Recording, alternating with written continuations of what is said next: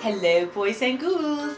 This is your hostess with the mostest, the Black Cat X1, bringing you episode 23 of San Francisco's premiere show about all things related to horror, Night Fog. And I want to also say a very happy Christmas to all of you out there. It's Christmas Eve. I'm a little late in filming, but here I am, and here you are. And so let's get started, shall we? I'm the mistress of the Slithering Claw, the goth raver punk princess, etc., etc. But here I want to tell you the Demonology mini lesson for this week is going to spring off of the Ghost Adventures series. Now, Ghost Adventures is a group of guys or bros who decide to go exploring and finding out about all sorts of paranormal activities in various sites around the United States. Well, a lot of times people will say to me, well, as a demonologist, is that authentic? I can't vouch for their experience. But I can say that one of the things that has concerned me is that a lot of times I see them provoking demons, or we want to get those spirits to talk to us. And my philosophy as a demonologist is why? If you're not trying to expel them or control them or protect the people, what is the purpose in talking to the demon? Because they're going to tell you things that, of course, are going to be malicious. They're going to tell you things that may or may not be true. And they're going to mix the truth and the lie. And so speaking to demons is something you've got to really weigh. Is there a reason to speak to the demon? You don't really want to engage with the demon. You don't really want to get into a conversation. And you don't want to try to be perform the demon, try to be more clever than they are, and those sorts of things.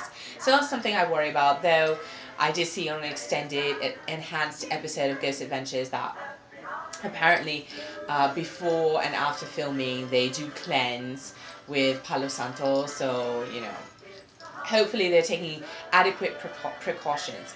But that is one thing that I'm not sure is... I know it's very good for the drama to scream out, come attack me, or attack Billy or something like that. But in actual fact, you don't want to provoke a demon. You want to have a game plan. What are you trying to do? And so that's my demonology mini lesson from what I've learned in the demonology arts. Okay, so Santeria secrets. We've been talking because this is the month of December and it's dedicated to Yemaya, and I want to talk, since tomorrow is Christmas, and one of the big symbols of Christian Christmas is the star. So Yemaya is connected to the star because one of her incarnations is Stella Maris, the star of the sea. And so in this time where we have just had the winter solstice, where it's the darkest period of the year, in this time where a lot of times people are feeling agitated, unwell, oppressed, lonely, in the darkness of the soul, shall we say. This is the time that Yemaya shines the brightest. This is the time that you really see a lot of people exerting their devotion to her at their utmost, because this is the time that you really need the light of the star. This is the time you really need her to be pulled into your life. And there are many wonderful legends of Yemaya in the incarnation of Stella Maris, where she is coming from under the water and you see a bright light, and people who are shipwrecked, people who are lost in any sort of situation by the seashore will see her light and be guided by it. But in a metaphysical way, people turn to Yemaya in this situation, in this time period, and they look for her light to pull them out of their depression, to pull them out of the horrible things that they're feeling, to pull them out of even the desperate loneliness that one can feel in a large city.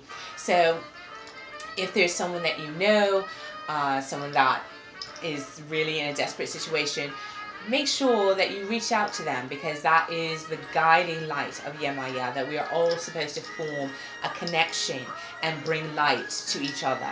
So that's the purpose of Yemaya. She's also Stella Maris, and again, there are many legends where people who are lost have been found because of her bright and shining presence.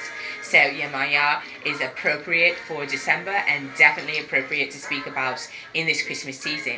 So Ache to all of you, and may the light of Yemaya, the light of Christmas, the Christmas star, illuminate your life.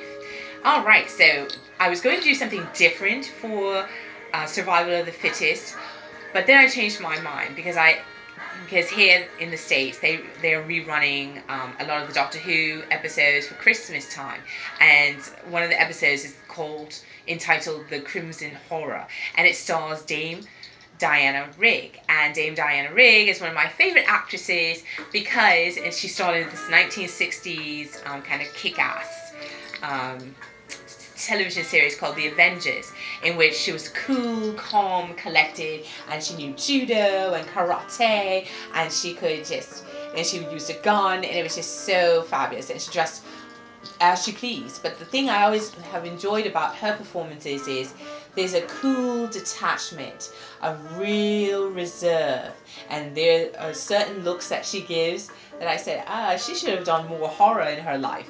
But you'll be glad to know that she's now been killed off in season 7, I believe. But she starred in Game of Thrones, and she also did a role as Mrs. Danvers, if you remember that, from Rebecca, that creepy novel turned movie adaptation. And she really did a good job because her performances always have a hint of horror, a hint of the macabre, a hint of murder, and insanity just behind her eyes. She smiles, but her eyes never melt. And so for that reason, I nominate her in the Survival of the Fittest category, because she comes from the cool, calm, collected, British Reserve, plummy tone likes of Joanna Lumley, for example, and Honor Blackman, who played Pussy Galore in the James Bond movies. So for that reason, Dame Diana Rigg really stands out. She has a menace to her performance. Even in the Crimson Horror, she didn't wear much makeup.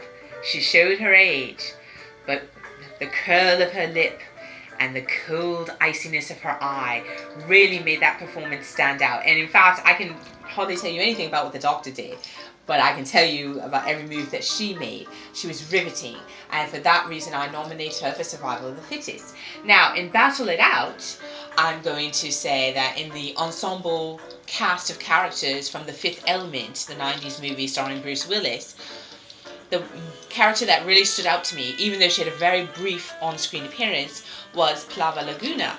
And for that, I have to give her a really solid accolade, because she is the character of all of them. There's people are flying around, people are wild, Chris Tucker is, doing his thing, but she, with her quiet dignity and her tall, icy calm,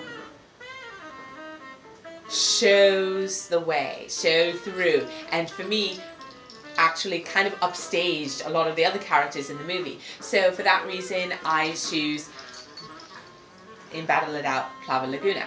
Alright, so that was a short episode this week. I'm sorry that it was a little bit late, but I hope to be on time next week. I really enjoy doing this. I really enjoy getting out there and meeting people. And watch out, because in 2018, I'm making more connections, getting out there and meeting more people, expanding the brand. And so hopefully you'll see more